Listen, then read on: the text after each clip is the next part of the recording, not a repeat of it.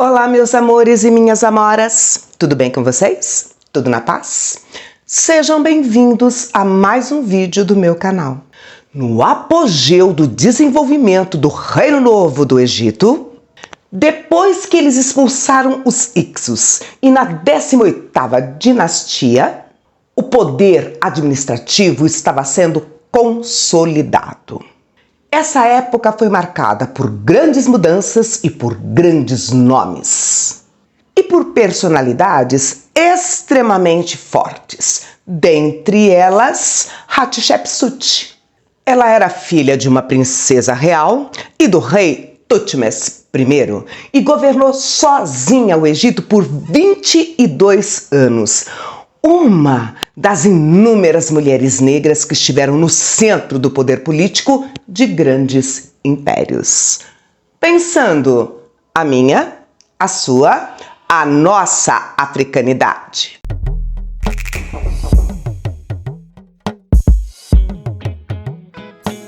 No Egito Antigo, o faraó era o cara, o fortão do pedaço. Nas mãos dele estava tudo dominado. Para os súditos, ele era um deus na terra. Tanto que um vizir da 18ª dinastia disse o seguinte: o que é o rei do Alto e do Baixo Egito? É o Deus, graças ao qual existe a vida, o pai e a mãe de todos os homens. Ele apenas sem igual. Uma coisa bacana que aconteceu na 18ª dinastia foi o poder exercido pelas mulheres. Só para vocês terem uma ideia, vejam bem. O primeiro faraó desta dinastia foi Amoses I, ou Amés. Só que ele assumiu o comando político sob a regência da mãe dele, a rainha mãe, uma mulher de personalidade forte que sempre teve um grande destaque no governo do seu filho. Ele se casou com uma meia-irmã e quando ele morreu, ele deixou um filho adolescente. E de novo, o filho assume o poder, mas o comando político vai estar nas mãos da rainha-mãe. Mãe de Amenófis I, esposa de Amoses I. Quando Amenófis morre, é que vai assumir Thutmose I, que era pai da Peraí que eu vou respirar para falar o nome dela, que é muito difícil. Hatshepsut, a nossa querida Hat. Quando Thutmose I foi convertido em faraó, ele também não teve filhos homens. Quer dizer, não teve filhos homens com a grande esposa real. Mas ele teve uns meninos, aliás, 3, com uma concubina do harém. Mesmo porque era muito comum, além da sua esposa real, o faraó ter aí, algumas mulheres dentro do harém para garantir a sucessão dinástica. Mas era meio complicado, porque esses filhos fora do casamento real, eles não eram considerados uma linhagem dinástica efetiva. Por isso, o pai da nossa Hat começou aí a preparar o terreno para que ela tomasse posse, porque ela tinha o sangue real. A gente tem vestígios e registros arquitetônicos que comprovam a predileção que o Thutmose tinha para que a filha assumisse o comando político depois dele. Durante uma festa para o deus Amon, ele chegou a dizer que as 2 terras do Egito pertenceriam a Hatshepsut e que ela é que deveria suceder ele. Ele viajou com a filha até o delta do rio Nilo e apresentou ela para os súditos. Esta é a minha filha. Ela é a minha representante e será a herdeira do trono. Só que quando Thutmose I morreu, o desejo dele não foi satisfeito. E o poder passou para um filho que ele tinha, Thutmose II. Porém, o Thutmose II se casou com Hatshepsut, sua meia-irmã. E aí a Hat se transforma pela via matrimonial como a grande esposa real. Ué, mas pode irmã casar com irmão? Isto era muito comum dentro do Egito por conta de se manter uma linhagem real entre os faraós, o que evidentemente gerava uma série de problemas consanguíneos. Ela não era faraó, mas tinha uma importância muito grande no governo do seu marido. Só que assim, galera, 3 anos depois o cara vai lá e morre também. De novo a mesma confusão, sabe por quê?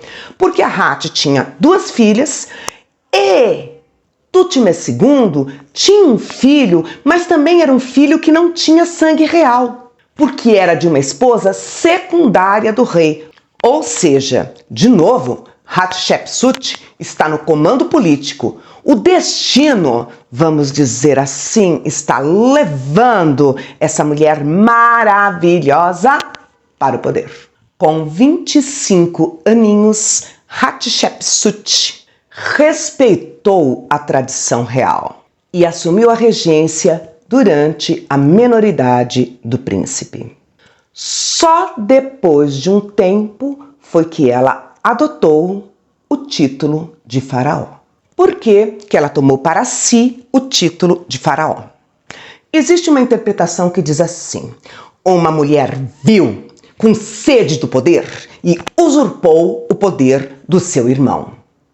É claro que esta é uma interpretação machista e preconceituosa, sem contar que ela desconhece as tradições africanas de matrigestão e de mulheres no poder, como é o caso das Candaces. E se vocês acompanham o meu canal, sabem quem são as Candaces e o poder das mulheres em território africano. Bom, mas então por que ela pegou para si o título de faraó? Ela foi criada pelo pai para ser herdeira. Ela tinha o sangue real, que era considerado extremamente importante para a posse do poder político em território egípcio. Ela tinha o desejo de concluir a obra do seu pai. Ela recebeu o apoio da classe dirigente egípcia, dos nobres e dos poderosos sacerdotes do clero de Amon. Eles dão a base para que ela assuma a responsabilidade do governo. E aí foi feita uma grande operação de legitimação e de propaganda do governo para que ela fosse reconhecida como verdadeira faraó, tanto pela elite quanto pelo povo. E aí ela vai revestir-se com os atributos característicos do faraó, como o saiote, a cobertura divina e a barba real, que era uma barba postiça. Não se iludam, a barba não é um processo de masculinização.